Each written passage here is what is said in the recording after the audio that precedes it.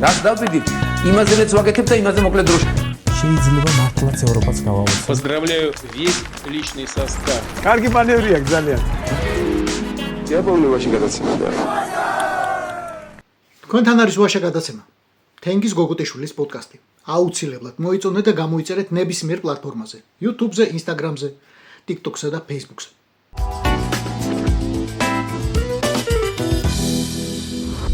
როგორ გადავარჩინოთ საქართველოს? როგორ ვუშველოთ საქართველოს? ყველამ უნდა გააკეთოს თავისი საქმე პლუს ოდნავ მეტი. დღეს ჩვენ სპეციალურ გამოშვებაში გაგაცნობთ ადამიანს, ვინც აკეთებს თავის საქმეს და აკეთებს ოდნავ მეტს. შეიძლება ბევრად მეტს. გაგაცნობთ ზურაბ კაპანაძეს, ბიზნესმენს, რომელიც მრავალი წელია შეერთებულ შტატებში ცხოვრობს, შეერთებულ შტატებში შედგა როგორც ბიზნესმენი და ახლა გადაწყვიტა, რომ დროა გააკეთოს ის, რაც შეუძლია ზოგადად ადამიანს გააკეთოს თავის სამშობლოსთვის. ზურაბ კაპანაძე ქმნის ბიზნეს მოდელს საქართველოს დასახმარებლად. ძალიან მარტივად და ძალიან ზოგადად. კონკრეტულად ამ ეტაპზე ეძებს და აგროვებს ადამიანებს, რომლებიც შედგნენ როგორც პროფესიონალები საზღვარგარეთ, რომელთაც ესმით, რომ საქართველოს რეალურად დახმარება სჭირდება, რომელთაც აქვთ საკუთარი ხედვა ქვეყნის ევროპული მომავლისა და უნდათ ამ საქმეს შეიტანონ საკუთარი წვლილი. უფრო ზუსტად რა შეიძლება იყოს საქართველოს დახმარების, საქართველოს გადარჩენის ბიზნეს მოდელი, ამაზე თავად ზურაბ კაპანაძეს გავესაუბროთ დღეს. მაშასე, წარმოგიდგენთ ზურაბ კაპანაძეს. ბატონო ზურო, გამარჯობა. გამარჯობა, ძალიან სასიამოვნოა თქვენთან შეხვედრა და მოდი დავიწყოთ წარდგინებით. იმიტომ რომ პირდაპირ გეტყვით, უჩვეულო პლატფორმას წარმოადგენთ. პლატფორმას, რომლის გავსიც მე არ ვიცი, ყოველ შემთხვევაში შეიძლება სადღაც არსებობს, ავსტრალიაში ან კანადაში არ ვიცი, მაგრამ მე არ გამიგია. რა პლატფორმა მოიფიქრეთ საქართველოსთვის? რისგან შედგება, მოდი რო დავყოთ რაღაც ნაწილებად, რისგან შედგება თქვენი აქტივობა და ზუსტად რის მიღწევა გინდათ საბოლოო ჯამში? კი ბატონო. ხო, ჯერთი ძალიან მიხარია, რომ სულ რამოდენიმე დღის უკან აღმოვაჩინე, რომ ბელორუსები აკეთებენ ძალიან მსგავს იმას, რასაც ჩვენ ვაკეთებთ, იმიტომ რომ სამწუხაროდ საერთო გამოწვევა გვაქვს.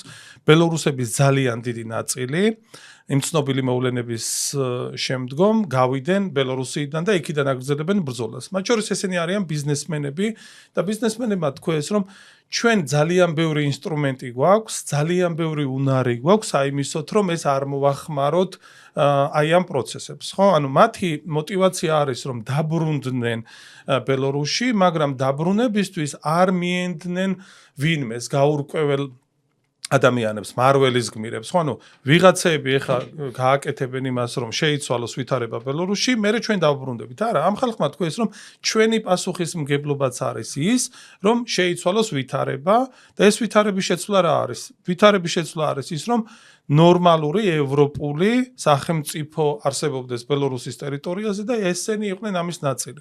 როცა საუბრობ ჩვენ პლატფორმაზე, ეგ არის, რომ ემიგრაციის საქართველოში დაბრუნების პლატფორმა არის ერთი კონკრეტული ემიგრანტი საქართველოში დაბრუნების პლატფორმა.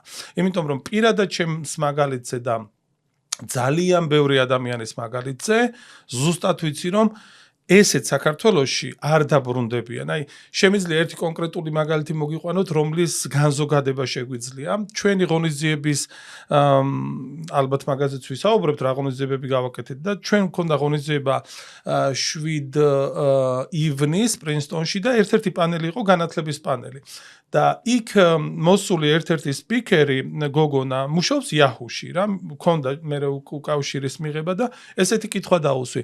რა არის შანსი, რომ შენ დაბრუნდე საქართველოში? პირდაპირი პასუხი იყო, ესეც საქართველოში 0%-ია რომ დავბრუნდე. ოკეი. რა არის შანსი, რომ შენ დაბრუნდე, თუნდაც პოლონეთის, ლატვიის, ლიტვისნაირ საქართველოში 100% დავბრუნდები. ანუ ემიგრაციაში მყოფი ადამიანები საქართველო კი არ შეიძულეს და საქართველო კი არ ეზიზღება და მაგიტომ კი არ არიან. ეს ადამიანები ვერ პოულობენ პიროვნული და პროფესიული განვითარების ადგილს, ამიტომ მიდიან თავისუფლება არა აქვთ. აი ბოლო სიტყვას ჩავეჭიდები, როგორც ივანაშვილი ამბობს. თავისუფლება ნიშნავს, რომ პოლიტიკური სისტემა დაიწუნეს ამ ადამიანებმა პოლიტიკურ სისტემას გაექცნენ. რა თქმა უნდა. თუ უბრალოდ რაღაცა ჩაწყობები რაღაცა ჯიგრულ ქართული როგორც ყოფილი პრემიერ-მინისტრი ამბობდა. იცით რა არის ჩემთვის რა აწუხებთ ყველაზე კი ბატონო აი როცა სისტემა მოშლილია და როცა არ არის აი ესეთი ცნება არსებობს კონტრაქტი სახელმწიფოსთან ხო ანუ რაღაც უფლებებს შენ თმობ ეს არის შეგიძლია დამიჭირო შემიძლია დამაპატიმრო დამაჯარიმო რაღაცა მაგრამ შენგან უნდა მივიღო ის რომ მე რომ ქუჩაში გამოვდივარ დაცულად ვიგრძნო თავი რომ ტარდება ტენდერი მე არ ვიქნები დაჩაგრული უამრავი რაღაც ანუ ეს არის ფაქტიურად ჩვეულებრივი აი დილს რო ეძახის ტრამპი ეგეთი რაღაც ანუ მე რაღაცას ვიღებ სახელმწიფოსგან და მე ამისთვის რაღაცას ვიხდი ხო და შესაბამისად როცა ორგანიზმი არის ავად ყველა მიმართულებაში გამოიხატება ეგ პირობითად გამოხვედი ქუჩაში და ცოტა განსხვავებული ჩაცმულობა გაქვს ხო ის ადამიანები ვიზეც დგას რეჟიმი თქვათ ესენი არიან ქუჩის ბიჭები ხო მათთვის მიუღებელი ჩაცმულობა თუ გაქვს შენთვის უკვე ეგ ცხოვრება პრობლემაა ანუ ყოველდღიურ ცხოვრებაში ეგრე სასაცილო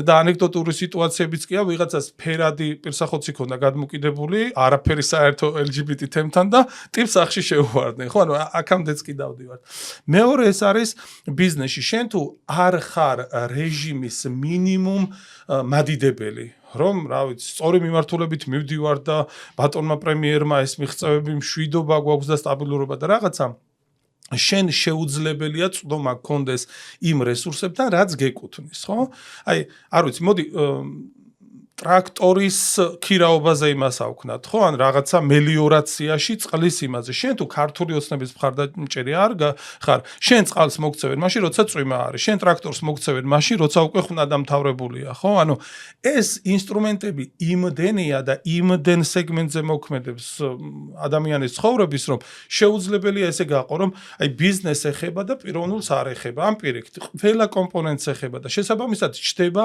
გაუსაძლისი მდგომარეობა იმისთვის რომ საქართველოში გაჩერდე. ანუ საქართველოსთან ადამიანები მიდიან დიწილად იმიტომ რომ არის ძიმე პოლიტიკური ვითარება და პოლიტიკურ ვითარებას გაურბიან და არა მძიმე ეკონომიკურ ვითარებას. პირადად ჩემი აზრი არის ეგ და ცოტა არაპოპულარულია, მაგრამ მე ძალიან გახსნილად ვსაუბრობ ხოლმე ამაზე და ყველგან. და იქნებ კავშირში ერთმანეთთან. არის ზუსტად არის კავშირში. აი ყურეთ როგორი მომენტია ის რომ საქართველოში საშუალო სტატისტიკური ქართველი უკეთესად ცხოვრობს ვიდრე 2012 წელს, ამის თქმა არაპოპულარულია.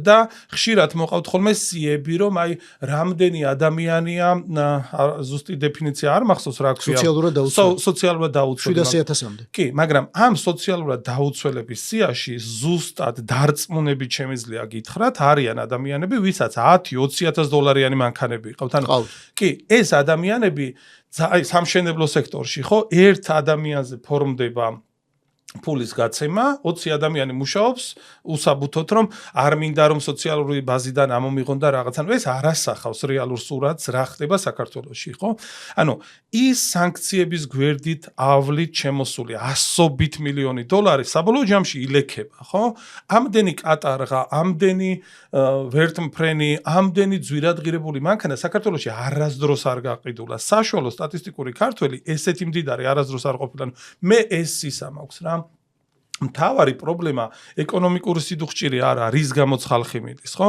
ჩემთვის ეს არის ძალიან კავკასიური ამბავი რა ხშირად რაღაცა ისეთ მეორე ხარისხოვან პრობლემებს განვიხილავთ ხოლმე მაგრამ ის რომ იჩაგრები შენ და ის რომ შენ სამართლიანობის განცდა არ გაქვს აი წეგან ვახსენე რაღაცა მელიორაციის სისტემა ანუ შენი მეზობელი აი კიდე სხვა მაგალითს მოვიყვანე ჩემი შვილები რომლებიც მაგალითად საქართველოში დაიბადნენ და ორივე სამყაროს კარგად იცნობენ ნუ ნაწილი 4 მყავს და 2 იქიდან ხო აი საქართველოში რო ვართ საცობში მანქანა ვიღაცამ გადაკრარული და წავიდა ანუ რა ხდება მაგრამ ისინიც კი ვერ და რო ეუბნებ რომ ეს იქნება ქართული ოცნების მხარდამჭერი ვერ იაზრებენ რომ როგორ ეხა რო წარმოვიდგინო ამერიკაში რომ რა ვიცი რესპუბლიკელები არიან ეხა ხელისუფლებაში და რესპუბლიკელები შეუძლიათ გადაკრან რული და წავიდნენ ვერ იაზრებენ ამას მიხვდით აი ეს უსამართლობის არათანასწორობის განცდა არის ის, რის გამოც ეს ადამიანები ტოვებენ. ჩემ მაგალითზე გეტყვით, მე მაგიტომ დავტოვე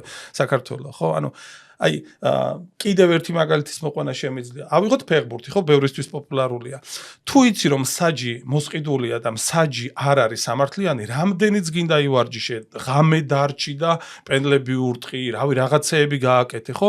გამორიცხულია, შენ არ დაგიდებენ პენალს. იმათ მეორე მხარეს ნებისმიერ იმაზე, ანუ შეუძლებელია ამ ბრძოლაში გაიმარჯვა თუ საჯი არის მიკერძოებული და ჩვენ შემთხვევაში საჯი სახელმწიფო არის მიკერძოებული, კონკრეტული ჯგუფის მიმართ არის მიკერძოებული, მის მიმართ აქვს ძალიან რა დავარქვა მაგას არ ვიცი, კონკრეტული ინტერესი, რომ მე შენ ყველანაირად დაგიცავ, მე შენ ყველანაირად გაგაძლიერებ, მაგრამ მე შენ მჭირდები იმისთვის, რომ ჩემი ძალაუფლება არ დადგეს კითხვის ნიშნის ქვეშ. ეს არის თორე ეკონომიკური პრობლემა მე არ მგონია გულწრფელად მთავარი.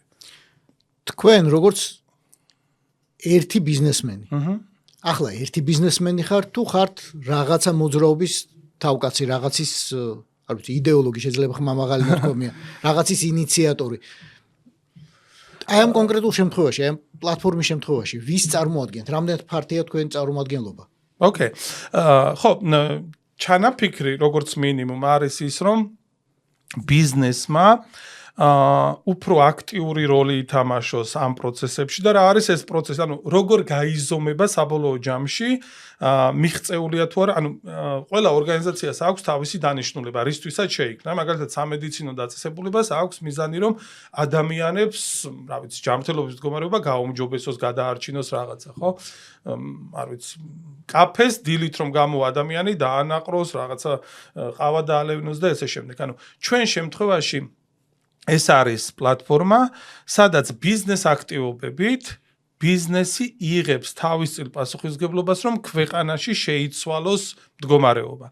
არის თუ არა ეს პოლიტიკური პროცესი? რა თქმა უნდა არის პოლიტიკური პროცესი, იმიტომ რომ ჩვენ აი იმ საჯის შეცვლაზე ვმუშაობთ. თუ საჯი არ შეიცვლება, გამორიცხულია მე ვერასდროს ვერ გადავალ უმაღლეს ლიგაში, მე ვერასდროს ვერ გადავალ პირველ ლიგაში, განწირული ვარ რომ ვითამაშო მესამე ლიგაში, ხო? და შესაბამისად, ჩემი ერთი ადამიანის, ჩემი ერთი ბიზნესის ინტერესი არის რომ შეიცვალოს გარემო, რომელიც შესაძლებლობას მომცემს მივახციო იმ შედეგებს, რაც მგონია რომ მეკუთვნის. რა, ნუ მე მგონია რომ არავიზე ნაკლები ბიზნესმენი არავიზე ნაკლები უნარები არ მაქვს, მაგრამ როცა არღებულობ ამ თამაშის წესებს, შეუძლებელია რომ შენ ეს შედეგი დადო, ხო? რაც თქვენ ახლა მარტო ხართ? არ ვარ მარტო. ვის სახელით საუბრობთ? მე ამ წუთში ვსაუბრობ ამერიკაში დაფუძნებული ორგანიზაციის ხიდების მშენებლების სახელით, რომელიც დავაფუძნე პარტნიორებთან ერთად. ეს ადამიანები ასევე არიან ამერიკაში ყოფი ემიგრანტები, მაგრამ ნელ-ნელა ამ იდეას, ამ პლატფორმას უფრო მეტი ადამიანი უერთდება. მაგალითად 6 დეკემბერს ჩვენ გვაქვს, ჩემი აზრით, ძალიან საინტერესო შეხვედრა. ორი ძირითადი მიმართულება და რა ვიცი, თუ დრო გვაქვს 2 წუთში ჩავატევ თითოს, ხო? ანუ ეს არის იმ ბიზნესმენების შეკრება, ვისაც აქვთ მკაფიოდ ჩამოყალიბებული განცდა, რომ საქართველოს არ ვითარდება სწორი მიმართულებით, რა. ანუ ადამიანები, ვინც ფიქრობენ, რომ დღეს ყველაფერი კარგად არის ქვეყანაში, ეგეთი ადამიანების ადგილი იქ არ არის. ეს არის შეკრება, რომელიც შეკრიბავს ისეთ ბიზნესმენებს, ვისაც აწუხებს ის, რაც ხდება საქართველოში, ვის ცხოვრებაზეც ისახება ის, რომ საქართველოს შორდება დასავლურ ცივილიზაციას, რა.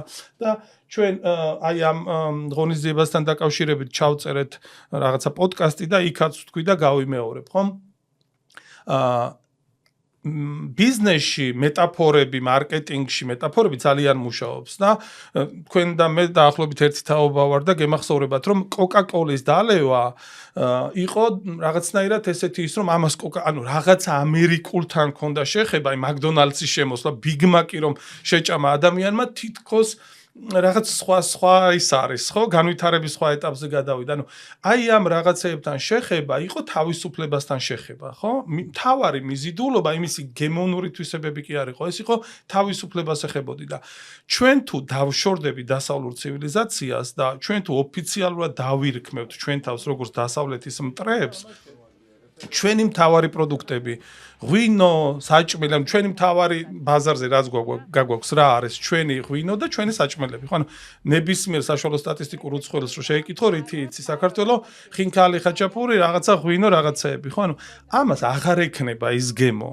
რაც დღეს აქვს, იმიტომ რომ თავისუფლების გემო, ქვეყნის გემო, რომელმაც სასწაული რეფორმები ჩაატარა იმ რეგიონში, შეიცვლება რაღაცა ტოტალიტარიზმის გემოთი, ჩამყაყებულის გემოთი და კლიენტებს დაკარგავენ. ამიტომ ბიზნეს აქ პრაგმატული ინტერესიც აქვს, რომ იყოს ამ პროცესის მონაწილე, რომ არ გაკოტრდეს, ხო? მაგრამ ეს არის ბიზნესი, რომელიც საზღვარგარეთ ფუნქციონირებს. ძირითადად კი საქართველოსთან ეჭვი მაქვს, რომ ვიღაც ხო, არ ვიცი, შეიძლება ჩამოვიდეს ვიღაც, მაგრამ არა, ჩვენი გათვლა მაინც არა, ჩვენი გათვლა არის მხოლოდ ამერიკაში ვინც არიან და მაგასაც აქვს ძალიან პრაგმატული რაღაცა ახსნა, იმიტომ რომ ადამიანები, ვინც იურიდიულად ფინანსურად, ფიზიკურად დაკავშირებული არიან საქართველოსთან, ისინი არიან ძალიან მოწყვლადები და მე ხშირად მომისმენია, რომ სად არიან ეგ ბიზნესმენები და რაღაცები. მე მინდა რომ გაუგო მათ, იმიტომ რომ ის ვითარება რაცაა საქართველოში მოითხოვს ფაქტიურად თავგანწირვას, რომ შენ რამე ხმა ამოიღო, ხო? ანუ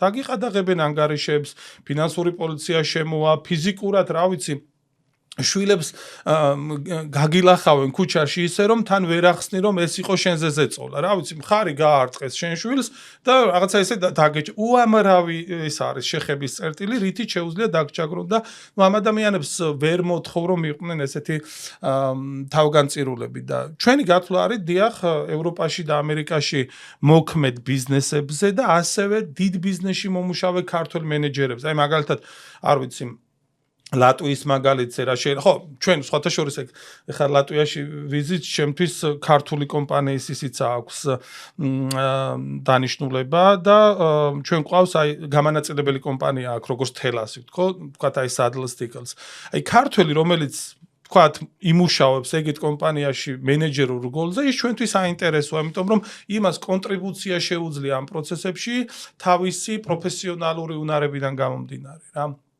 და თვითონ ეს 6 დეკემბრის ღონისძიება არის ორი ძალიან მკაფიო მიმართულებით. პირველი არის ეგეთი ფორმატი იტალი, რომელთა პოზიციონირება არის, რომ ჩვენ ვართ იტალიის გლობალური ამბასადორები მსოფლიოს მასშტაბით. ეს არის იტალიის ბიზნეს აელჩოები. აი პირდაპირ ესე პოზიციონირება. ჩვენი იდეა არის ის, რომ მოდით ქართველო ბიზნესმენებო ვიმსჯელოთ, რამდენად შეგვიძლია ჩვენ იმ ვითარებაში, რა ვითარებაშიც დღეს ვართ და რეალურად არ გვაქვს ეს აელჩოები, ხო? ფუნქციას არ ასრულებენ. გავაკეთოთ ბიზნეს აელჩოები და რაღაცნაირად ჩვენი ქვეყნის წარმომადგენლობა დადებითი, ისეთი რასაც დასავლეთი ჩვენგან ელოდება, ეგეთი წარმომადგენლობები გქონდეს. ამის პოტენციალი გვაქვს. აი გეტყვით, საშუალო სტატისტიკური ქართველი შეხედულება არის, რომ უცხოეთში თუ ვინმე მიდის, ქართული ემიგრაციის 90% არიან Uber-ის მძღოლები, ტრაილერის მძღოლები და დამლაგებლები, უსაბუთოდ მომუშავეები საერთოდ. კი ბატონო. ჩვენ არ ვიცნობთ რეალურად იმ ადამიანებს, ვინც შეიძლება რომ ბიზნესმენი შეიძლება ბიზნესმენი ეწოდოს. არ ვიცნობთ გავლენიან ქართველებს, ძალიან ცოტას ყოველ შემთხვევაში. კი ბატონო. ჩვენ გულისხმობ საშუალო სტატისტიკურ ქართველებს საქართველოში მცხოვრებ ადამიანებს. კი ბატონო. აი წეგან ბელორუსები რომ მოახსენე, აი მათი ეს აქტივობა დაიწყო იმით რომ რაღაცნაირად რეესტრი გააკეთეს, ვინ ბიზნესები არიან ბელორუსის გარეთ, ვისაც აქვს ღირებულებითი მკაფიო ჩამოყალიბებული ხედვა რომ მე ბელორუსს ვხედავ ევროკავშირში, მე ბელორუსს ვხედავ დასავლურ ცივილიზაციაში და არა რუსეთში. ანუ ესეთი რეესტრი გააკეთეს და ეს ადამიანები გეგმავენ უამრავ აქტივობას, რომლებიც ერთმანეთს აძლიერებენ, სინერგიას ქმნიან, ხო? რაც შეეხება ყავს თუ არა საკმარისი ქართველები არა მხოლოდ ბიზნესში. ანუ ჩვენ 20-30 წლის ემიგრაცია გვყავს. ჩვენი შვილები, ვიღაცისთვის შვილიშვილები, ხშირ შემთხვევაში ევროპარლამენტარების, კონგრესმენების, სენატორების შვილებთან, მეუღლეებთან, ანუ ძალიან ინტეგრირებული ვართ. ძალიან ინტეგრირებული ვართ.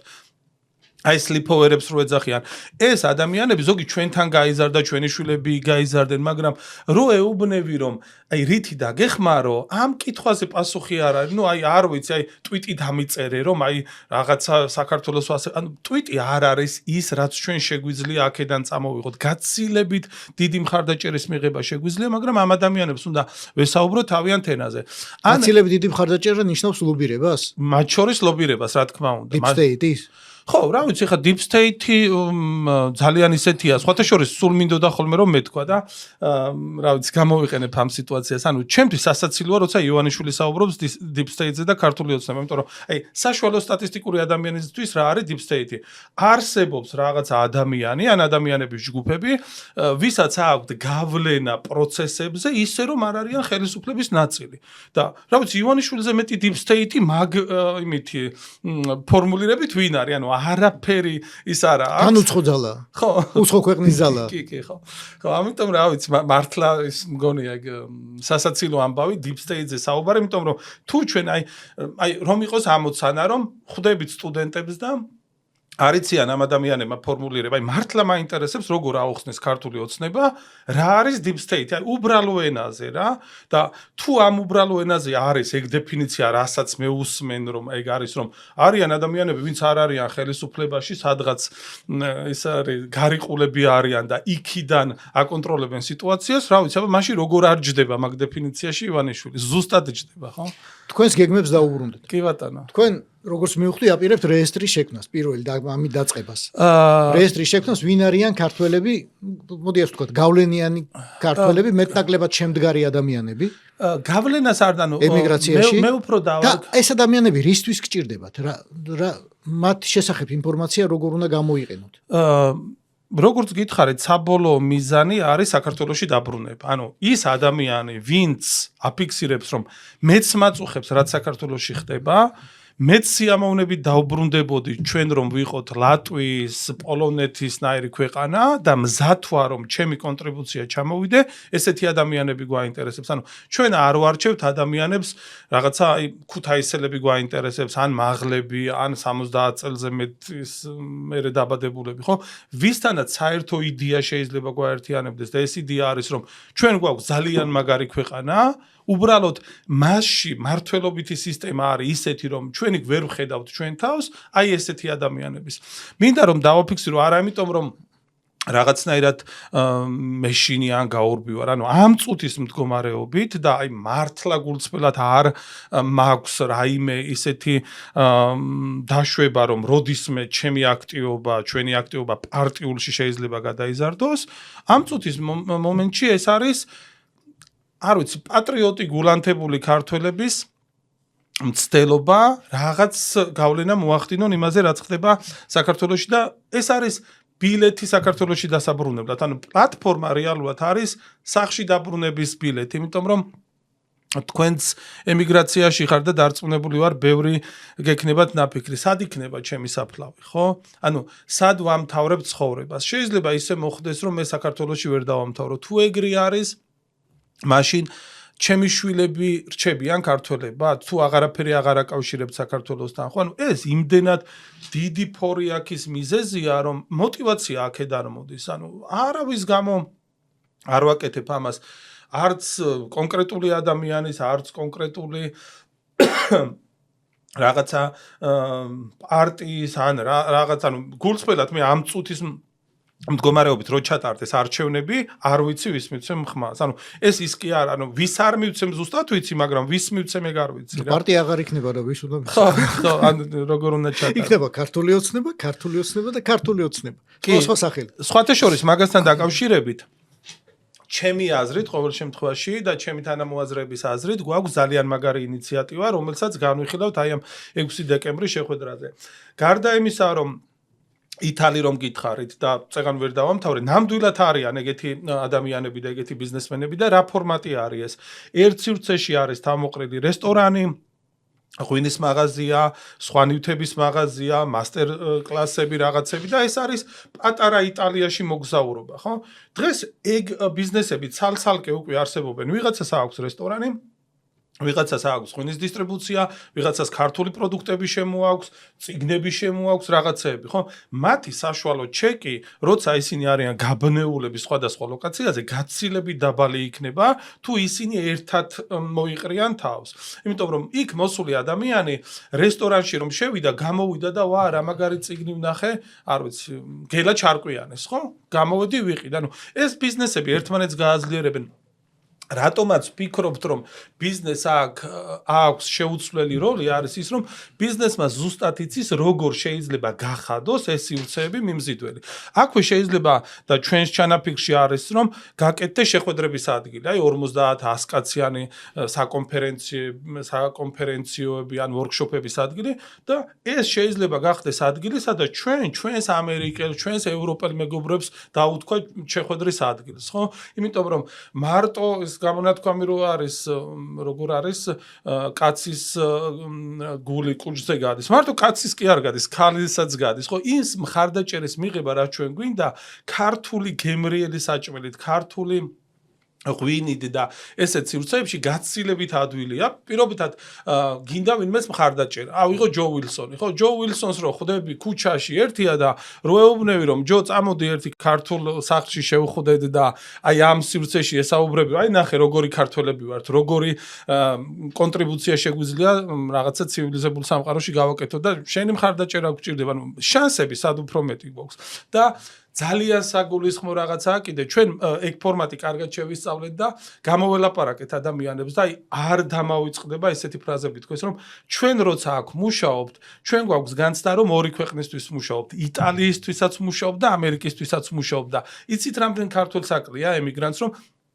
მე ხაჭაპურს ვაცხობ და რაღაცაი ჩემს ნამუსთან არ ვარ კარგად რომ ვიღაცაები რუსთაველზე არიან ვიღაცაები რაღაცას აკეთებენ შენ თუ გექნება განცდა რომ ამითი ქართულ საქმეს აკეთებ გაცილებით სხვა შინაგანი ისინი გექნება ხო ისინი რომ აი ეს განცდა როგორ გაუჩნდება აქედან ვარცი ბელგიიდან დანიიდან ბრაზილიიდან შეერთებული შტატებიდან საქართველოს პოლიტიკურ ვითარებაზე გავლენა როგორ უნდა მოახდინოთ იმით რომ გააერთიანებთ რესტორანს წიგნის მაღაზიასთან ჩემთვის ძალიან მარტივი ლოგიკა ხო ანუ თუ ქართული community ხო რასაც ეძახიან გაძლიერდება მას გაუჩნდება მეტი რესურსები ხო მათ შორის ფინანსური რესურსები მათ შორის ნაცნობობითი რესურსები ანუ ჩვენთვის მისაბაძი ემიგრაციები ვინ არის ჩვენთვის მისაბაძი ემიგრაციები არის ისრაელი იტალია, სომხეთი და ესე შემდეგ. ანუ მაგის უკან რომ წავიკითხოთ, რას ვეძახით ძლიერ ემიგრაციას? ფინანსები არის? არის. ნაცნობობა არის? არის. სისტემურობა არის? არის, ხო? ანუ ისრაელს თუ ვიძახით ჩვენ რომ არა აქვს გავლენა ისრაელის პოლიტიკურ ცხოვრებაზე ან სომხეთის, მაშინ სხვა ამბავია, ხო? ანუ ძალიან მარტივი ის არის ფორმულა რომ ძლიერი ემიგრაცია არის ზეგავლენის მომხდენი იმ ქვეყნებში, საიდანაც არიან, ხო? ჩვენ რამე ახალს კი არ ვიგონებთ. ანუ ეს წლების, ათეულობით წლების განმავლობაში შექმნილი ის არის პრაქტიკები. მათ შორის სომხეთი ის რომ დღეს არის რაღაცნაირად განვითარების დასავლურ ვექტორზე, დასავლური ემიგრაციის გარეშე გამორიცხული იქნებოდა მაგათი ეგეთი კურსი, ხო? ანუ რამოდენიმე კვირის უკან ვიყავი კალიფორნიაში და ნუ აი გადაჭარბების გარეშე სომხები რასაც მოყვებიან ეგ სხვა არის რომ აი ყველა ტაქსისტი სომეხია და რაღაცა გადაჭარბების გარეშე ყველგან იგრძნობა სომხეთის დიდი წარმომადგენლობა რა 7 ტელევიზია აქვს ანუ სომხურ ენაზე ქალაქები აქვს ხო ხო ანუ აი ნენსი პელოზი მუშაობდა მახსოვს სომხურ დიასპორაზე რო აერჩიათ აი ძალიან მაგარი მომენტია და აი მიხარია რომ გამიადვილდება ეხლა ახსნა რა ანუ ჩვენ აი ესეთი სისტემური ემიგრაციით როგორი მიმზიდველები ვხვდებით, ხო? იმ რეჟიმში კი არ ხარო ჯობიძია დამეხმარე რა. ანუ შენ ეუბნები რომ ჯობიძია, შენ ხო გჭირდება მხარდაჭერა კონკრეტულ შტატში. აი ამ შტატში ვართ ამდენი ქართველი. და ამერიკის საარჩევნო სისტემა გეცოდინებათ, ხო? ანუ შტატებში კიდევ არის დაყოფილი კაუნტები. ერთმა კაუნტმა შეიძლება მთელი შტატის ბედი გადაწყვიტოს და მაგალითად პენსილვანია საგრაფოს ვეძახით მე მგონი. ხო, ქართულად საგრაფო არ. მოკლედ, იმაში პენსილვანიაში, რომელიც მუდმივად არის მერყევი შტატი, არის ეგეთი კაუნტი, ბაქსი კაუნტი, სადაც ცხოვრობენ ქართველები. მე მგონი წინა არჩევნებში 300 რაღაცა ხმამ გადაწყვიტა თლიანი შტატის ბედი და მარტო ბაქსი კაუნტში 5000 ქართველი ცხოვრობს, რომელსაც აქვს ამერიკის მოქალაქეობაც, ხო? ანუ შენ თუ ეუბნები რომ რესპუბლიკელებო თქვენ რას მთავაზობთ? დემოკრატებო თქვენ რას მთავაზობთ? ანუ ჩემთვის საინტერესო რაღაცას ვინც შემომთავაზებს, იმას დაუჭერ მხარს. ანუ სომხეთის მაგალითზე გაცილებით ის არის, ხო? ანუ ბევრად დიდი წარმომადგენლობა აქვს. ამიტომ ჩვენ რაღაცა მათხოვრების იმ გაგებით რომ მომეცი დამეხმარე კი არა, ანუ მე ამას გაძლევ, შენ ეს მომეცი, ხო? ანუ დილ, რასაც ტრამპი მუდმივად იძახს. მაგრამ ამას ჭირდება რომ ადგილობრივი სისტემა ის ქართველები იყვნენ გაერთიანებული. რა თქმა უნდა. ერთ აზრზე იყვნენ და საერთო ამოცანა ჰქონდეთ. კი, საერთო ამოცანა ჰქონდეთ და ამის გაკეთება რამდენად მიღწევადია. მინიმუმ ის ვიცი რომ ჩვენს გარდა ამას არავინ გააკეთებს. არავის არ ევალება, თქვენს გარდა, ანუ ქართველების გარდა. მაგას გულისხმობ, ანუ ის რომ უეჭველი გამოვა, უეჭველი რა გამოვა, არავინ არ იცის, მაგრამ რა ვიცი, ბევრი მათ შორის რელიგიური ისიც არის, რომ გაანძრიე ხელი და გეშველება. ხო, შენ თუ არ მოქმედებ და მუდმივად ხარ, რა ვიცი, ესე რო იყოს, რა კარგი იქნებოდა და ყველა ფსკერი გავარღვიეთ და Facebook-ს გავაუქმებ და რაღაცები, ანუ მაგითი რა შეიცვლება, ხო? აი არჩევნების ფაქტიურად გაუქმებასთან დაკავშირებით ძალიან ბევრმა აი ისეთი სიტყვები დაწერა, ისეთი ვიდეოები ჩაწერა, რომ ცრემლები წამოგივა და მოაგროვა უამრავი ლაიქი, გადაზიარება, მაგრამ აი ქმედითი რა არის მაგაში, რა შეიცვლება, ხო? ჩვენ თქვით, მოდი გავაკეთოთ ეგეთი რაღაცა რა.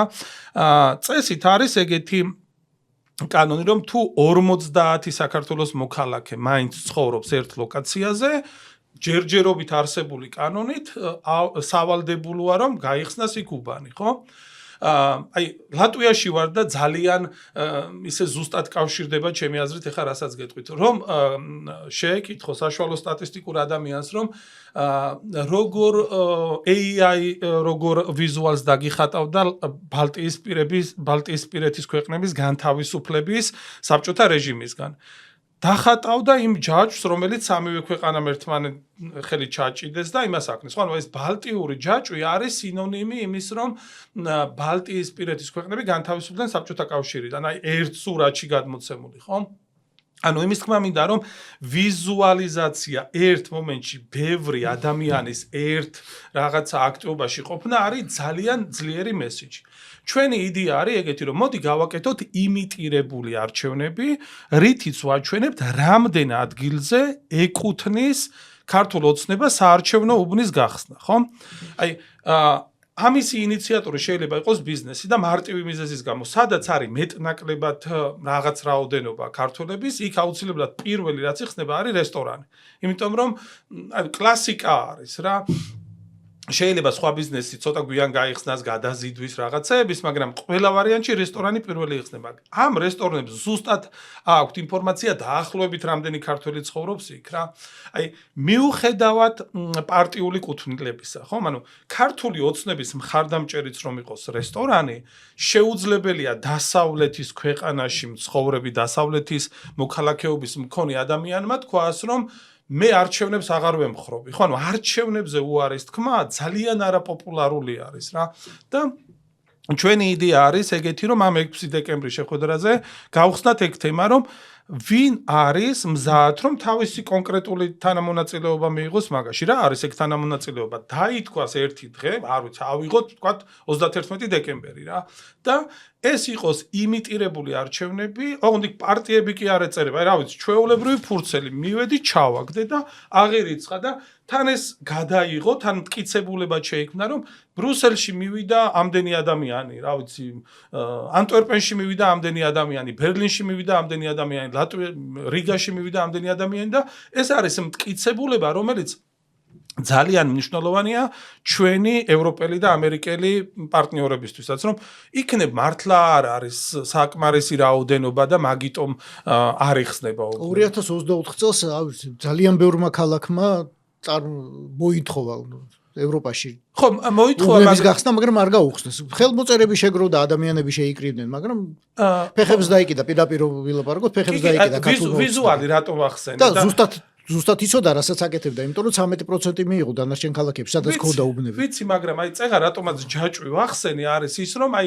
მათ შორის ჩვენც კი ვერ ვხედავთ. აი ხელმოწერა შეაგროვეს რაღაცა რიგაში, ხო? ანუ 100 ქროლე გაატარე, მაგრამ ვიზუალი რომ ამდენი თან ხო მათ მესიჯი არის რომ მე უბრალოდ ხელის მოწერით კი არა, იქ ყოფნით დავაფიქსირო რომ ჩემთვის არჩევნებში მონაწილეობა არის მნიშვნელოვანი. ჩემთვის არჩევნების საარჩევნო ხმის ჩამორთმევა არის მიუღებელი. ანუ ეს არის პროტესტის ფორმა, მაგრამ პროტესტის ფორმა, რომელიც ასევე მტკიცებულებას ქმნის, ხო? ჩვენ ეს ერთმანეთის დასაიმედებლადაც გვჭირდება, რომ რაიმე ქმედითის გაკეთება შეგვიძლია გარდა პოსტვის, ანუ ერთობლივი აქტივობის განხორციელება შეგვიძლია. მე მომისმენი ადამიანების აზრი, რომ აი რო ჩავარდეს იდეა რო არ გამოვიდნენ ქართველები და მაშინ ოკეი, აი მდგომარეობაში რაშიც ვართ, რომ შენ თუ თანაკ ხო რა არის რომ 200 კილომეტრზე წასვლა კი არ მოგიწევს თუ იცი რომ 50 ადამიანი ცხოვრობს ლატვიის 2 ადგილზე 2 ადგილას შეიკრიბონ არ არის აუცილებელი რომ გინდა თუ არა რიგაში ჩამოვიდნენ ხო ამერიკაშიც აი მაგალითად ნიუ-იორკი რო ავიღოთ 5-10 ადგილი იყოს მხოლოდ ნიუ-იორკში ერთ ადგილას კი არ შევკრიბოთ როგორც წინა არჩევნებზე იყო ერთ სადარბაზოში 4 საარჩევნო უბანი რო იყო ამ პარიზში ხო ანუ ადამიანებს არ უნდა მოუწიოთ დიდი მანძილის გავლა თავის უბნის მაღაზიაში რო ჩავდა და რესტორანი რატო არის კარგი რესტორნებმა ხო ეგ ლოკაციები ზუსტად მაგიმითი შეარჩიეს რომ თქვათ ქალაქის ერთ ბოლოში უკვე იყო ქართული რესტორანი მაგრამ მოსახლეობა აქეთაც არის ქართული და წამოვიდა და აქ ამათთან ახლოს მივიდა ხო და ის ხალხი ამ პურზე მიდის ანუ რესტორნები ხო თან რა არის ევროპაში და ამერიკაში ეს არა კლასიკური რესტორანი, ეს არის თან მაღაზია, ქართული პროდუქტები სადაც იყიდება და აი მაგალითად 31 დეკემბერს შოთი, ხო თითქოს ისა, მაგრამ იქაც მუშაობს, ეგ რომ ყველა მივა შოთზე. გააკეთე 31 დეკემბერს, ნუ ცოტა რთული მოსწრებადია, მაგრამ ისე ვიძახ, ხო? ანუ იმ მაღაზიებში მაინც მიდიან ეს ქართველები. ერთი ამოცანა გავიგეთ, ვირტუალური არჩევნების ჩატარება. არჩევნების არა, ეს არის რეგისტრაციის ამომრჩეველთა ვირტუალური რეგისტრაცია. მოდი ასე დავარქვა. შემდეგი ამოცანა რა შეიძლება კიდე იყოს? საბოლოო ამოცანა თუ არის, საბოლოო განზრახვა თუ არის პოლიტიკურ ვითარებაზე ისეთი სერიოზული ზეგავლენა, რომ ეს ვითარება შეიცვალოს. ძალიან მძიმე, რეალურად ძალიან მძიმე ვითარება. იმას გაცილებით უფრო სერიოზული ზემოქმედება ჭირდება ამ ვითარებას. იცით როგორი მომენტია? ჩემთვის ეს შეიძლება ძალიან ცუდი სიტყვა არის. და მე ვინან რომ თქვა, მაგრამ ნუ ამ წუთში რაღაცნაირად მაქვს შინაგანი მზაობა რომ თქვა რა.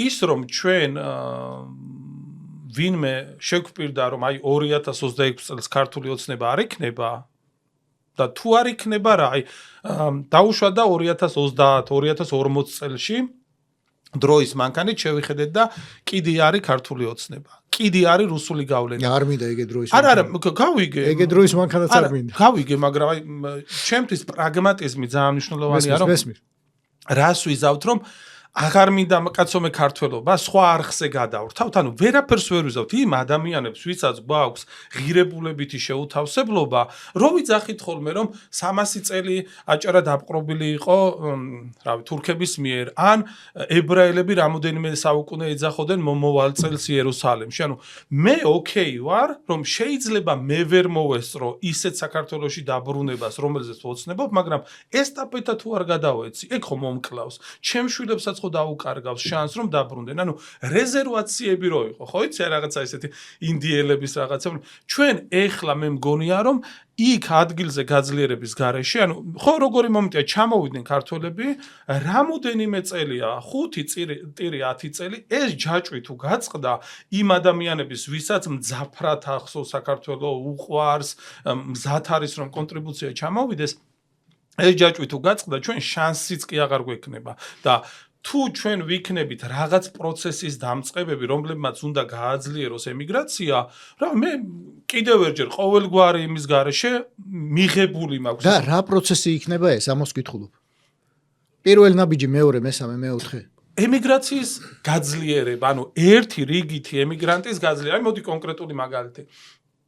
თუ ვიძახით რომ მოუწია წამოსვლა ემიგრაციაში, პირობითი ავიღოთ, არ ვიცი, ნინო არის საქართველოში ცნობილი რაღაცა კულტურის მოღვაწე და თავის განვითარებას ხედავს კულტურაში. ჩამოვიდა ემიგრაციაში და არ არსებობს არაფერი სისტემური მხარდაჭერა და ნინოს მოუწია ან მზარეულად მუშაობის დაწყება, ან Uber-ზე, ან დამლაგებლად. თუ არის იქ უკვე რაღაც უჯრედები, რომლებმაც ზუსტად იციან, როგორ შეიძლება ჰოლივუდში მოხდე, როგორ შეიძლება რაღაცა, არ ვიცი, დეფი გამახსენდა უცბად, ხო? ანუ რაღაცეები გზა ხო გაიარა დეფმა, მაგრამ მივიდა ვინმე თხოვ, რომ რაღაცნაირად აი შენ რა გზაც გაიარე, მასწავლე, ხო? ანუ ჩვენთვის ის რომ ერთი რიგითი ქართველი ჩამოვა და თავისი პროფესიის მიმართულებით გააგრძელებს განვითარებას, ეს ადამიანი შენარჩუნებული არის ბრძოლისთვის. შენარჩუნებულია იმისთვის, რომ მან ისეთ საქართველოსთვის იბრძოლოს, რის გამოც ჩვენ ყველანი ვართ ამ ბრძოლაში. რა არის ეგეთი საქართველოს გარი? დასავლური ცივილიზაციის სრულფასოვანი ნაწილი, დასავლური მოდელის ლიბერალური სახელმწიფო, ევროკავშირის და ნატოს წევრი, ხო? ანუ ესეთი საქართველოსთვის მებრძოლი ადამიანები, რომ ჩამოდიან ევროპაში და ამერიკაში, ყოველდღიური ამოცანები, აი რა ვიცი, მასლოუს თეორიას რო ეძახიან და პირამიდას, ხო? თუ ადამიანს მუდმივად ექნება საფიქრალი და რასაც აკეთებს ჩემი აზრით ივანიშვილი, ხო?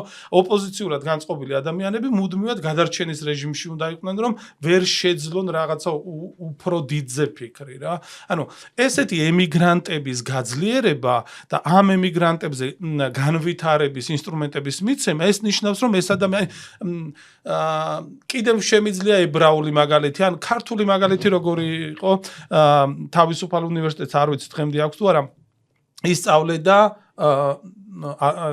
როგორ ეგ ისწავლე და ასწავლე თუ რაღაცამდე კარ. მოკლედ შენ უფინანსებდი, შენ გიფინანსებდნენ სწავლის ღირებულებას და მე რო ამთავრებდი, შენ აფინანსებდი სხვას რა. ანუ ჩახვედი ემიგრაციაში, დაგეხმარენ გზაზე რომ დადგე, მაგრამ შენ გაქვს აი ამ community-ის ვალდებულება, რომ ახალ ჩამოსულს შენ დაეხმარები. შეიძლება იყოს ფინანსური, შეიძლება იყოს შენი უნარები და ესე შემდეგ. ეს თქვენი იდეა თუ ამაზე მუშაობთ რეალურად? ანუ ჩემი იდეა, რომელიც უკვე რაღაცა თანამოაზრეებს აერთიანებს, თან შემდგარი მოდელები არის. ხო, ჩვენ ძალიან დიდი ღონისძიებები გავაკეთეთ პრინსტონში და სტრასბურგში. მე მჯერა, რომ ეგეთი მრავალფეროვანი და მრავალრიცხოვანი შეკრება ქართველების არ ყოფილა რა. ანუ ეხა არ მინდა რომ რაღაცა მაგაზე ბევრი დრო დავკარგო, მაგრამ დაგაკარგინოთ, მაგრამ ძალიან ბევრ კომპონენტიანი იყოს პრინსტონში. ეს იყო მარკეტ ფიარი, ანუ ქართული პროდუქტების და ქართული ბიზნესების გამოფენა გაყიდვა. ჩვენ ეს გავაკეთეთ პრინსტონის ცენტრში და არის ჩვენს პეიჯზე და სხვათა შორის გამოვიყენებ მომენტს, ყველა ეძახის ხოლმე რომ გამოგვიწერეთო, იმიტომ რომ გჭირდება ეგ მხარდაჭერა და ეს იყო ქართული დროშებით, ქართული სიმბოლიკით გაკეთებული დიდი სივრცე, რომელმაც გამოიწვია რა ვინ ხართ, რა ხართ, რას აკეთებთ, ანუ ცნობადობა მნიშვნელოვნად გავზარდეთ, ანუ ქართული პროდუქტებით და ეს ქართული პროდუქტებისთვის და ქართველი ბიზნესმენებისთვის იყო, ასე ვთქვათ, ნუკი კოშკელეშვილი, რომელიც იყო ჩამოსული, ჩამოიტანა თავისი პროდუქცია, მოისმინა უკავშირი, ეხუტებოდნენ ადამიანები რაღაცა, ანუ მარკეტინგული პროექტია, მაგრამ ასევე გააძლიერა ქართული იდეა, ხო, ანუ ეს ხო არ იყო რაღაცა პატივი გვცა ნუკიმ ჩვენ, არა, ნუკიმ თავისი კონკრეტული ბენეფიტები მიიღო, მაგრამ ჩვენც მივიღეთ ბენეფიტები იმით, რომ ნუკი იქ იყო და დამატებით ხალხის დაინტერესება შეძლო, რომ ნუკი თუ იქნება მეც წავალ, ხო? ანუ ეგ იყო ეგ მარკეტ ფიარი.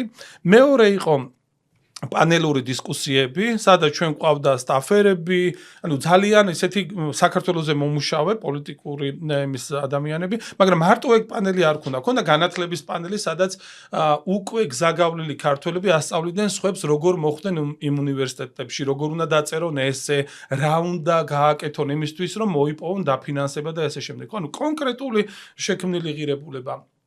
რამოდენიმე პანელი გქონდა მოკლედ, ასევე გქონდა სპორტული ტურნირი ფეხბურთში და კალათბურთში კახათილიძის საქართველოსთვის და ჩვენი ბიჭებისთვის რა.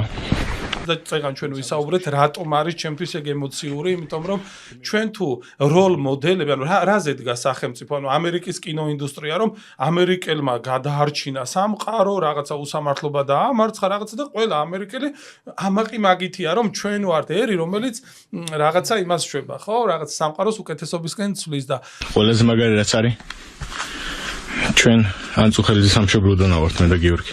მიამაყება დღეს ამ ბიჭების გვერდით ყოფნა. ის რომ კახათილიძის ტურნირი იქნება ყოველწლიური, ჩემთვის ეს ძალიან ამაღელვებელია და რა თქმა უნდა ამითი ამაყივარ, მაგრამ გარდა მაგისა პრაგმატული მომენტიცაა რომ ჩვენ ქართველები ჩვენ თავში უკეთეს ტიპებს დავიწყებთ უკეთეს უნარებს და თვისებებს დავიწყებთ ძებნას, რადგან როგორ შეიძლება კაცო კაცი რომელიც სამშობლოს თავი გაწირა და აი ეს ჩამოვიდა ბრძოლაში შენ იწუწუნო იმაზე რომ აუ ამ არჩევნებზეც არაფერი გამოვიდა და ესე იგი ხო წავედი რა გავბრაზდი ქართველებს. ანუ როცა გააქვს საპირწონე რას აკეთებდნენ ადამიანები და ეს ადამიანები ცოცხლობენ შენს გვერდით, ეს გაძლევს სტიმულს, მოტივაციას, გაფუშინგებს გაწვება რომ შენც რაღაცა იმას აქნა, ხო? სპორტული და ესეთი სპორტული ტურნირი იყო და იყო მუსიკალური კომპონენტი, ოფენი არის, ხა ოფენი არის ამერიკაში, ნუ აი მოვლენაა, ხო? და ძალიან მიხარია რომ მთელი ამ გუნდის აჩიკო გულედანი და მისი გუნდის სრული მხარდაჭერა ჰქონდა და ხა ქართველი ემიგრანტისთვის, რომელიც შეიძლება ზოგი 20 წელი ამერიკაში, აი აჩიკო გულედანის ამ გუნდის ნახვა, რა ვიცი, ლაუდსპიკერი და ძალიან ისეთი, აი სწორ მხარეს რო დგანან, ჩემი აზრით სწორ მხარეს, ხო, პროტესტის სახეებს რო წარმოადგენენ, არ მინდა ხა გამომრჩეს, იმიტომ რომ ბევრი იყვნენ. მათი მოსმენა ასევე იყო იმისი განცდა, რომ რაღაცნაირად თუ შევძელით, ხო, ესე იგი შეიძლება ჩვენგან რაღაცა გამოვიდეს. იმ სივრცეში სადაც ჩვენ ეს გავაკეთეთ, ეს არის Mercer County პარკი, არ ვიცი, აი ჰექტარებში ალბათ იქნება მინიმუმ 100 ჰექტარი.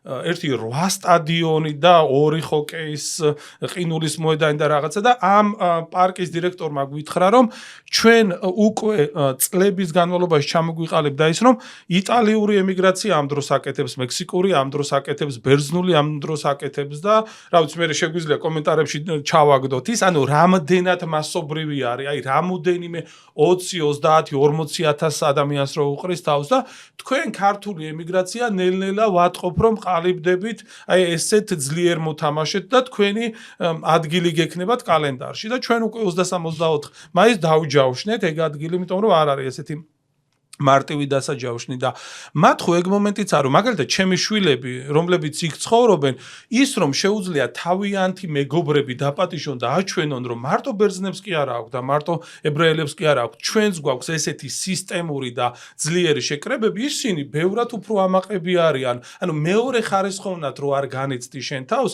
ეგ შენ შინაგანი კომპლექსების განთავისუფლებისთვისაც გჭირდება რომ აი რავი ქართველი წარუმატებლობასთან არასისტემურობასთან მეორე ხარისხოვნობასთან აღქმული ერთია და მეორე არის ქართველი რომელსაც შეუძლია აჩვენოს აი ესეთი ემიგრაციიდან ვარ რა ჩვენ საუბრის დასაწყის დაუბრუნდები თქვენ ახსენეთ ბელარუსული ემიგრაცია რომელიც ძალიან აქტიურად მოქმედებს განსაკუთრებით ევროპაში მაგრამ ბელარუსული ემიგრაციას რაც გამოარჩევს ქართული ემიგრაციისგან არის პირდაპირ არიან მიბმულები მათ შორის ფინანსურადაც ძალიან ხშირ შემთხვევაში იმავე ევროკავშირს მათ აქვს აწყობილი პირდაპირი ხაზი დაფინანსების მედია აქვს საკუთარი მოქმედი პრეზიდენტი ყავთ რომელსაც უცხოეთი აღიარებს რასაც ქვია ქართულ ემიგრაციას ეს არ აქვს ქართულ ემიგრაციას ესეთი პირდაპირი კავშირი ევროპულ ფონდებთან არ აქვს ევროკომისიას არ აქვს მისთვის გამოყოფილი დაფინანსება ქართული მედია არ არსებობს საზღვარგარეთ ეს ყველაფერი გეგმაშია ეს ყველაფერი პერსპექტივაშია ამ ყველაფერზე ამაზე ვინმე ფიქრობს მე შემიძლია მედიაზე გესაუბროთ რომ მედია კი ნამდვილად არის გეგმაში იმიტომ რომ მედია ბიზნესია ხო და ჩვენ თუ საუბრობთ მოდელებზე მე პირადად შესწავლილი მაქვს მოდელები არის ესეთი ეთნომედიების გაერთიანებაც კი ეს ადამიანები ნუ ესეთი მენეჯმენტი ვინც არიან ესენი არიან უკრაინიდან წარმოშობით კანადაში ძალიან დიდი ემიგრაცია უკრაინული და არსებობს კონკრეტული მოდელები როგორ შეუძლია დაეხმარონ აი ახალ მედიებს აი ამ ეთნომედიებს ხო მაგრამ მე არ ვთვლი რომ ეს მე უნდა ვაკეთო მე ვთვლი რომ მე ჩვენ ვქმნით პლატფორმას სადაც აი ერთი შეხვედრა შეიძლება გავაკეთო და აუცილებლად გავაკეთებთ უფრო სწორად მედიაში მომუშავე ადამიანებისთვის, ვინც ცხოვრობენ ემიგრაციაში და მზად არიან რომ ამ პროცესებში ჩაერთონ. აი, წარმოუდგენლად დიდი რაოდენობაა თენგო ევროპაშიც და ამერიკაშიც, თქვენი კოლეგები, მე ხარ მინდა მათ გარეშე დავასახელო, მათთან შეთანხმების გარეშე გვარები, ვინც იძახის რომ მე მზად ვარ ერთი დღე ვოლონტიერულად ვიმუშაო, იმიტომ რომ ჩემთვის ამ საქმეში დაბრუნება ნიშნავს სიცოცხლეს, ანუ ცოცხლად რო ვიგრძნო თავი, იმიტომ რომ კი უბერი თუ შეუვლო ფულს და რავი ფინანსურად მეტნაკლებად გავიმჯობესე მდგომარეობა, ან შეიძლება სხვა პროფესიაში, მაგრამ ჩემი არის ამას შევალიე 20-25 წელი და ძალიან მენატრება, ხო? ანუ თავიდან ვიღაცა ვოლონტიერულად ერთი დღე მუშაობს, მერე ერთი დღე ვოლონტიერულად და ერთი დღის გადახდა შეგიძლია უკვე და რაღაც ეტაპზე თუ ეს შეიქმნა როგორც ბიზნესი და როგორც სისტემა, ის ადამიანი მზადაა რომ დაუბრუნდეს ამ პროფესიას. ანუ ჩვენ გვინდა ვაჩვენოთ ის რომ შესაძლებელია. ანუ ის რომ ჩვენს გარეშე ამას არავინ არ გააკეთებს, მაგაში დარწმუნებული ვარ. და ის რომ შესაძლებელია მაგაში დარწმუნებული ვარ, პირველივე ჯერზე შეიძლება რაღაცა არ გამოვიდეს, მაგრამ უნდა დავიწყოთ. ანუ საიდანღაც ხომ უნდა დაიწყოს ეს პროცესი. პოლიტიკურ ლობირებას რაც შეეხება ბრიუსელში მაგალითად. ჩემთვის უფრო ამერიკული ემიგრაცია არის გასაგები, ბრუსელზე უფრო ნაკლებად, მაგრამ ასევე პოლიტიკურ ლობირებაშიც მე როგორც რა დავარქვა, საშუალო სტატისტიკური ქართველი, იმიტომ რომ აი ვაშინგტონში როგორ მიიღება გადაწყვეტილებები, მე შეიძლება ვიცოდე ფილმებისგან, ანუ ეს ჩემი რაღაცა ეგ ინფორმაცია არ მაქვს მოკლედ რა, იმიტომ რომ მე არც NGO-ს წარმოვადგენდი არასდროს, არც პოლიტიკურ პარტიას, არც სურვილი არ მაქვს, სიმართლე რომ გითხრათ, ანუ მე ადამიანურ დონეზე წარმომიდგენია როგორ მუშაობს რა და ლოგიკური როგორ მიმაჩნია. ის რომ შენ შეგიძლია შეთავაზო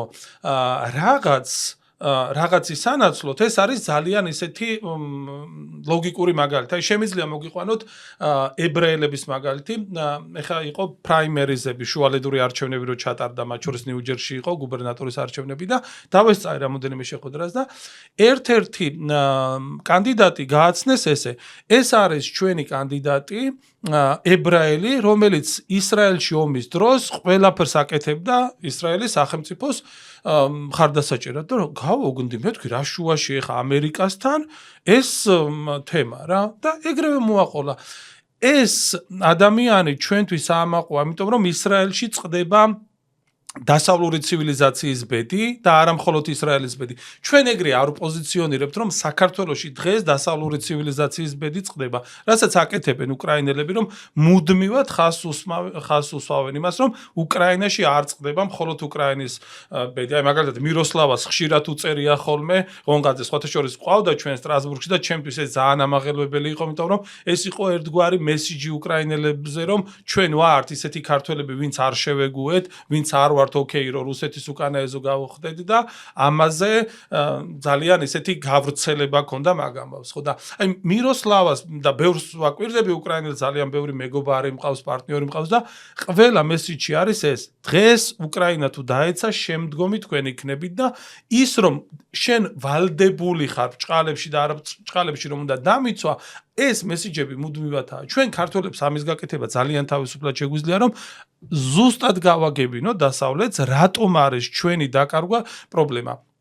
აი ადამიანური ისინი ვისაუბრეთ, რომ მე ახლა როგორც პოლიტიკოსი ისე ხო ვერ ვისაუბრებ, ჩემი ენერგეტიკი მეგობრები რა, უკრაინაში. მეუბნებიან ეგეთ რაღაცას, რომ თუ თქვენ ოფიციალურად დაგერქმევათ, რომ რუსეთის უკანაეზო გახდით, ოფიციალურად იტყვით დასავლურ ინტეგრაციაზე უარს, თქვენ ვერ წარმოგიდგენიათ ეს ჩვენთვის როგორი დარტყმა იქნება და რატო?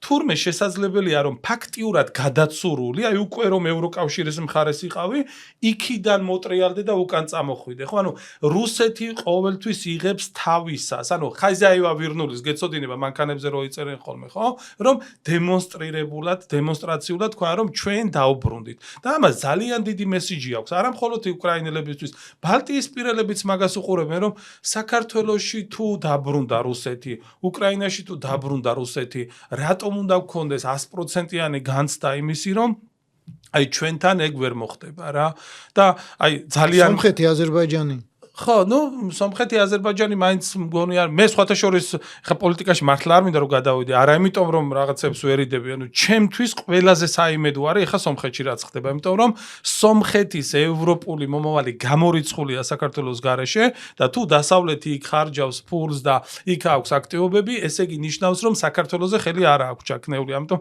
ძალიან იმედიანად უყურებ მაგრამ მე მაინც ბიზნესურად მინდა რომ შეგახედოთ ძალიან რაღაცა ესეთი საინტერესო ის გავიგე ზუსტად გუშინ. მე აქ მყავს ბევრი მიმართულებით მეგობრები და ეხა აქ ჩემი ვიზიტის მიზანი როგორც ენერგეტიკული ბექგრაუნდიდან გამომდინარე იყო, ისე აი მხიდებიდან, ხო? და გუშინ შევხვდი ჩემს მეგობარს, რომ აქ არის ესეთი ბიზნესმენების კლუბი და იკრიბებიან, საუბრობენ, ერთმანეთს უზიარებენ გამოცდილებას და ამ ჩემმა მეგობარმა მომიყვა ეგეთი რაღაცა, რომ ჩვენ შეხვედრაზე ყავდა გენერალი, რომელსაც აქვს ახლა ორგანიზაცია, რომელიც ვოლონტიერებთან მუშაობს იმ შემთხვევაში თუ შემოიჭრება რუსეთი, რისი გაკეთება შეუძლია არა თავდაცვის სამინისტროს ეგიდით, არამედ აი ესეთ სამოქალაქო პლატფორმაზე და ამ ადამიანის ორგანიზაციული უნარები პირდაპირ ილინკება ბიზნეს უნარებთან. ხო, ანუ რა არის? ჩვენ თუ ავიღებთ ეკლესიას და ჩვენ თუ ავიღებთ საფეხბურთო გუნდს, ჩვენ თუ ავიღებთ პოლიტიკურ პარტიას, ყველგან ორგანიზაციის მართვაზე არის საუბარი. ხო, ყველგან არის სუბორდინაცია, ყველგან არის მიზანი, მისია და ესე შემდეგ, სტრატეგია და ესე შემდეგ. ხო, და ბიზნესში მომუშავე ადამიანებს აქვთ ეს უნარები. და აი ვიდეოც მაქვს მერე და შემიძლია გაჩვენოთ, რომ თუ გაჩვენეთ უკვე, ხო, როგორი თარგმნებოდა ლატვია ჩემი ლატვია ჩემი პასუხისმგებლობა. ანუ შენ რომ დღეს ბიზნესში ხარ, შენ როცა ხარ ისეთი გამოწვევების წინაშე, რა გამოწვევების წინაშეც არის საქართველოს, შენ არ გაქვს უფლება მხოლოდ კვადრატულ მეტრებზე იფიქრო, მხოლოდ გაყიდულ პარფიუმერიაზე იფიქრო ან რაღაცაზე, ანუ შენი პასუხისმგებლობაა, შენი ქვეყანაა და მე რა რომ ბიზნესმენი ხარ, ანუ ბიზნესმენს თავის ქვეყანა არ უნდა უყვარდეს, მსახიობებმა და ჟურნალისტებმა უნდა გადაარჩინონ ქვეყანა და ბიზნესმენებმა უბრალოდ რაღაცა ისინი ლობიანები გაუგზავნო, მე არ მესმის მაგ. მოდი, ვცადოთ პორტრეტი დავხატოთ იმ ორგანიზაციის, რომელსაც წარმოადგენთ. რამდენი ადამიანი ხართ და ეს თვითონ საორგანიზაციო ჯგუფი? ამ წუთში ეს არის დაახლოებით 20-25 ადამიანი, მათ შორის საქართველოშიც, ევროპაშიც და ამერიკაშიც, ხო? ნუ გააჩნია ხა რომელი კომპეტენცია უფრო აქ ხო cost efficiency-ობაზე არის, ხო? რაღაცები არის, რაც საქართველოში კეთდება, რაღაცები არის, რაც ამერიკაში კეთდება, რაღაცები არის, რაც ევროპაში კეთდება. აი მაგალითად, აქ გადაწყვეტილი გვაქვს, რომ ფილიალი გავხსნათ ამერიკული კომპანიის, იმიტომ რომ ევროპული ანგარიშები და ევროპული იურისდიქცია მნიშვნელოვანია. დავინახეთ, რომ ამერიკული ანგარიშები და ამერიკული იურისდიქციით ბევრ პრობლემებს წავაწყდით, მათ შორის აი სტრასბურგში, ხო, გადარიცხვებზე და რაღაცეებზე რა. ამიტომ ეს არის ჩვეულებრივი ორგანიზაცია, incorporated, რატომაც ვადარებთ ხოლმე ყველაზე ახლოს დავოსის ფორუმს, ნუ აი დავოსი, ბლუმბერგი, ანუ სადაც ეკონომისტები იკრიბებიან და იმაზე მეძე საუბრობენ, ვიდრე ეკონომიკა არის, ხო, ანუ გავლენაზე საუბრობენ, ხო? არის ეგ და რატომაც არის ეს ბიზნეს პლატფორმა არის ის რომ პირობითად დავოსის ფორუმს ვინც ემსახურება როგორც სატრანსპორტო კომპანია რომ ციურიხის აეროპორტიდან მიყავს სტუმრები და უკან აბრუნებს ეს მათთვის არის შესაძლებლობა რომ პრემიუმ კლასის გადამყვანად დაპოზიციონირდნენ და თავიანთი სერვისები უფრო ძვირად გაყიდონ მერე რა ანუ აქ არაფერი როგორ მაღალი მოთხოვნა ლიმუზინებზე ძალიან არა მარტო არ ვიცი აი კეითერინგს ვინც აკეთებს ხო აი ჩვენ მაგალითად მომავალ წელს უკვე ვიცით ვინც გააკეთებს welcome dinners იმაში პრინსტონში აქ ეხა მაგალითად ყავდა სტრასბურგში ამ welcome dinner-ის წარმდგენი არაჩვეულებრივი ადამიანი ქეთო ნინიძე რომელიც არის აი შეგიძლიათ მე ნახოთ ძალიან აქტიური მხარდამჭერი საქართველოს ევროპული გზის და გამოკვეთილი პოზიცია აქვს რომ რუსეთში არ ყიდის რუსულად არ აწერს ის დაშვებები აქვს რომ თუ ეთანხმები რომ რუსეთი ოკუპანტია მე რეგიშვებს და ესე შემდეგ და მაგისი ღვინო გქონდა მაგისი ერთ-ერთ ღვინოზე იყო ეტიკეტი საქართველოს 20% ოკუპირებულია ამას სურათი გადაუღო მიროსლავა ღონღაძემ და დატვი თუ და იმას აქნა ხო ეს ნახა რამოდენიმე მილიონმა ადამიანმა და ეს აუცილებლად გადაეზრდება ყიდვებში ხო ვაუ ეს ქართული ღვინო არის ისეთი რომელსაც მე ვიყიდი უკრაინელი, რომელიც ვიბრძვი იმისთვის, რომ ჩემი ქვეყანა იყოს დასავლური ცივილიზაციის ნაწილი, ანუ ჩემნაირი ტიპი არის, ხო? ანუ აქ ემოციების გარდა პრაგმატული რაღაცა არის, ხო? და აი კიდე სხვაგვარად მინდა შეგახედოთ. ემიგრაციაში ყველა სტატისტიკა აჩვენებს, რომ 85% არის არა ქართული ოცნების მხარდამჭერი, ხო? ანუ ძალიან ბევრ ადგილზე. ესე იგი, შენი პოტენციური მყიდველი იზიარებს იმ ღირებულებებს, რისთვისაც ეს პლატფორმა შეიქმნა, ხო? აი, ავიღოთ გადამზიდი კომპანია. გადამზიდი კომპანია, რომელიც იქნება ჩვენი ერთ-ერთი აქტივობის სპონსორი, ხო? და მეორე კონკურენტი გადამზიდი კომპანია არ ეკარება ამ პლატფორმას.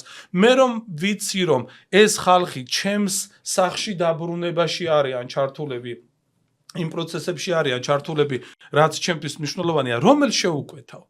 რა თქმა უნდა შეუკვეთავ იმას, ვინც ჩემი თანამოაზრია, აი რო იყო ხოლმე, ხო იცით, დანკინში არ ვიყიდოთ და, რა ვიცი, მაკდონალდში ვიყიდოთ და რაღაცა, ეს ეგრე მუშაობს. ამართლებს, რა თქმა უნდა. ბიზნეს ძალიან დიდი პოტენციალი აქვს და ძალიან ბევრი ინსტრუმენტი აქვს და ღირებულებების მქონე ბიზნესი ძალიან გამოსაყენებელი არის ამ ბრძოლაში რა. ჩვენ უბრალოდ გქონდა რაღაცნაირი წარუმატებელი მცდელობა შარშან და არ მინდა მაგ თემაში შევიდე, მაგრამ რამოდენიმეჯერ ვახსენე, რომ მაგ პროცესმა და მაგ ადამიანებმა ისე დააზარალეს ბიზნესი, აი რაღაცა პლატფორმა რო შექმნეს და დღეს ამ ხალხს ვერავინ ვეღარ ნახულობს, ხო?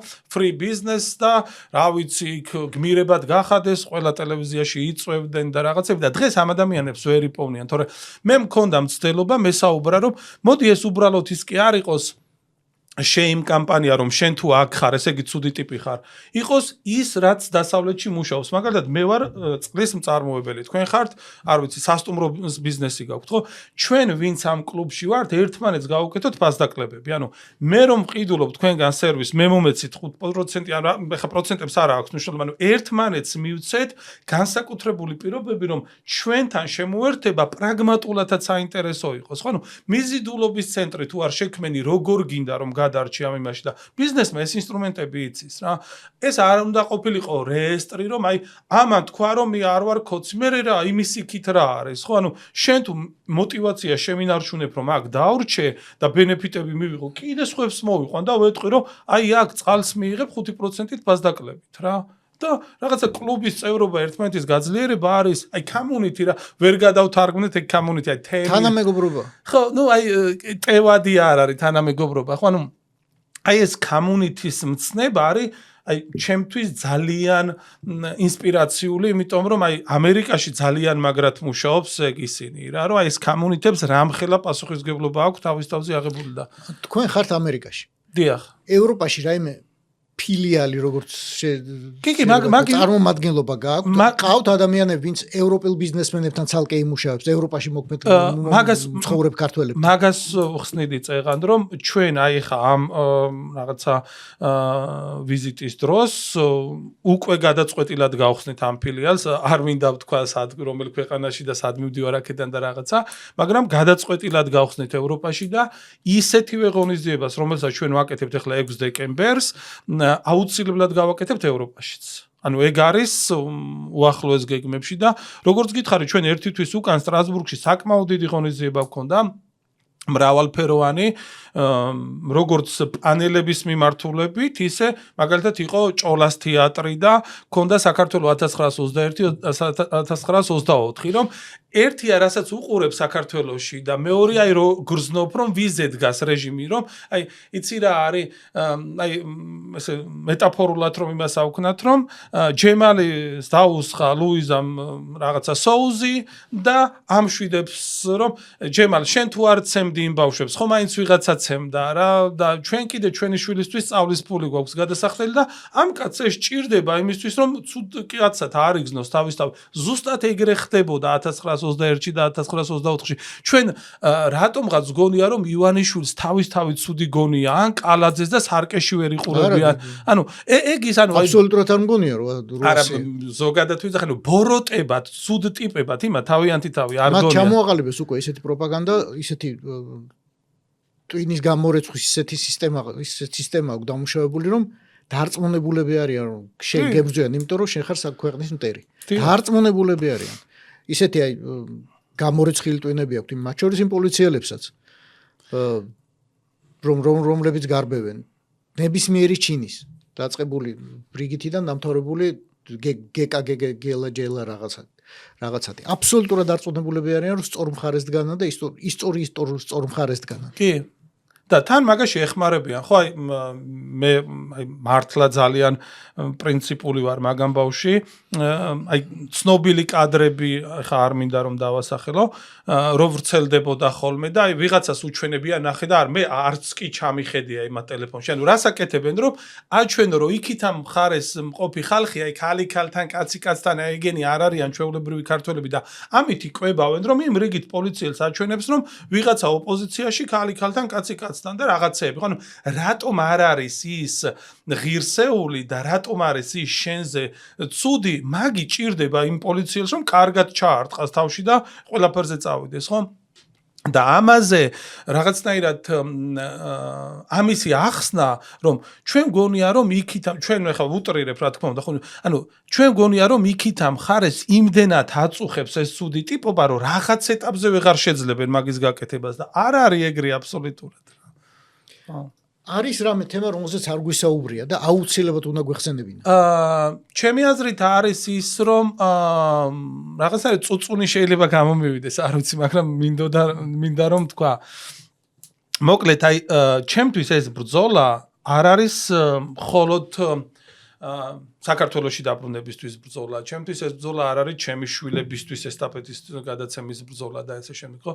ჩემთვის ეს ბრძოლა არის ბიზნესზე ნამუსის ჩამორეცხვის ბრძოლაც, იმიტომ რომ ყველას პატრიოტიზმი არის დასაჯერებელი, მსახიობის, ჟურნალისტის, პროფესორის, მაგრამ აი შენ რაღაცა მათ ფული შოვნა გინდა, მე არ გენდობი კაცო შენ და ანუ ნდობა ვერ მოიპოვა ამ პლატფორმამ იმის გამო რომ ბიზნესურად არის რაღაცა დანახული და ჩვენთვის როგორც ავხსენი არსებობს მაგალითები ლატვიაში, ბელორუსში, ანუ ბიზნეს ძალიან ბევრი ინსტრუმენტი აქვს საიმისო და აქვს мотиваცია, ხო?